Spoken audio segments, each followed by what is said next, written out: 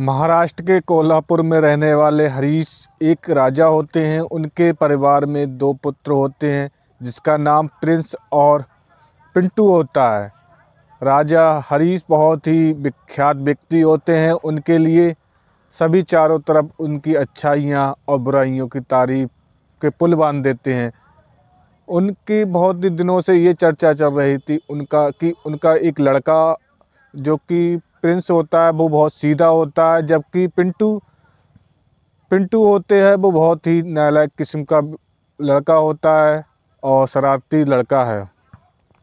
जब राजा हरिश्चंद्र धीरे धीरे उम्र उनकी बढ़ती गई, उनके बाद उनकी मृत्यु हो जाती है। मृत्यु के पश्चात उनका बड़ा पुत्र जो प्रिंस बड़ा होता है उसकी शादी हो जाती है और उसकी शादी भी एक सीधी सादी लड़की से होती है जिसका नाम कौशल्या होता है। कौशल्या भी अपने घर को अच्छे खासे से चलाती है और प्रिंस खेतीबाड़ी और पूरे अपने क्षेत्र का कार्य देखता है। उसके बाद धीरे धीरे भी पिंटू की शादी के लिए तारीखें लगती हैं और पिंटू की एक दिन शादी हो जाती है। पिंटू पढ़ा लिखा और चौतन्ना व्यक्ति होता है। उसकी शादी एक पढ़ी लिखी औरत से होती है जो कि वह चाहती है कि इस पूरे बारिश का वह अकेला वारिस बने,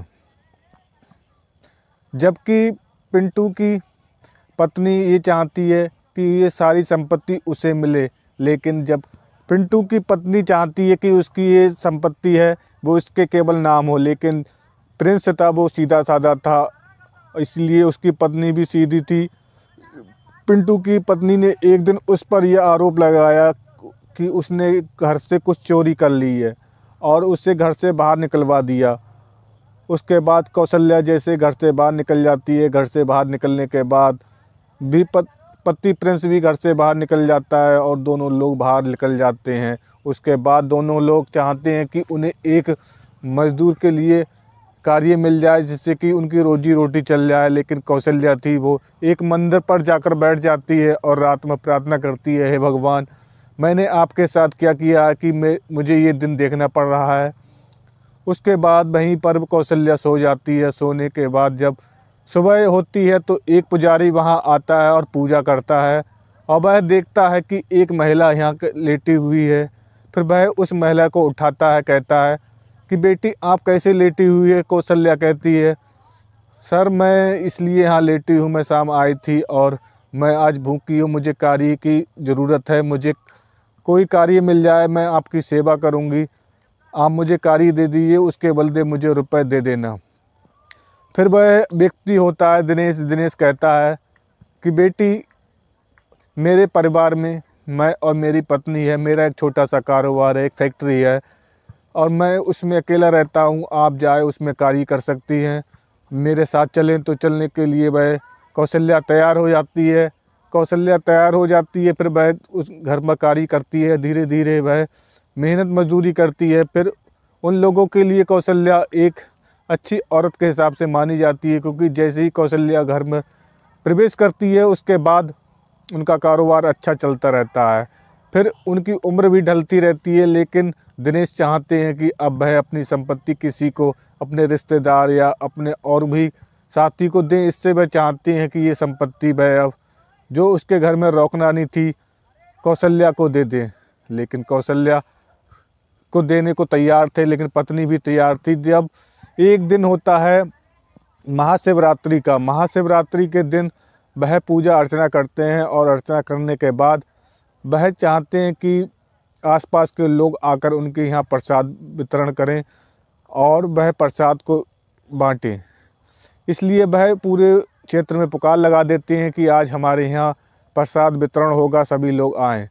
तभी क्या था कि कौशल्या का पति जो प्रिंस थे वो प्रिंस मजदूरी करते थे और भूखे रहते थे और भीख मांग कर खाया करते थे। प्रिंस एक दिन उसी दिन आते हैं और उसी लंगड़ में बैठ जाते हैं और दिनेश जो राजा होते हैं अपनी फैक्ट्री के, वह चाहते हैं कि मैं ये पूरा कार्य अपनी बेटी जो मान चुके हैं कौशल्या से कराऊं। तो कौशल्या धीरे धीरे सारा सामान कहते हैं जो खाने वाले थे उनके यहाँ धरती गईं। जब वह आखिर में पहुंचती हैं तो उनके पति प्रिंस वहां बैठे हैं और प्रिंस जैसे ही बैठे हुए होते हैं वे अपना मुंह गमछे से जो दबा लेते हैं, लेकिन महिला कौशल्या कहती है आप अपना मुंह क्यों दबा रहे हो। फिर प्रिंस सामने को आंखें करते हैं तो वह देखते हैं कि वह उसकी पत्नी कौशल्या होती है। कौशल्या देखती है कि उसका पति ये प्रिंस होता है। प्रिंस मजदूरी मेहनत कर कर अपना जीवन यापन करता रहता है, लेकिन जैसे ही कौशल्या देखती हैं, कौशल्या के आंखों से आंसू आने लगते हैं। उसके बाद प्रिंस भी देखता है तो प्रिंस के भी आंखों से आंसू आने लगते हैं। प्रिंस सोचता है कि हम क्या थे, अब क्या हो गए। उसके बाद कौशल्या पूरी कहानी प्रिंस को बताती है और कहती है कि मैं मंदिर पर सोई हुई थी, तभी ये व्यक्ति दिनेश नाम के व्यक्ति मिले थे। मैं इनके साथ मजदूरी करने के लिए इनके घर आई थी। आज इन्होंने सारी अपनी ज़मीन जायदाद मेरे नाम कर दीजिए, अब मैं यहीं रहती हूँ। तब वह कौशल्या दिनेश से कहती है ये मेरे पति हैं, ऐसी ऐसी बात हुई थी। हमारे पति 2 भाई थे, जो कि छोटे भाई ने हमें घर से बाहर निकाल दिया, चोरी का इंजाम लगाया था।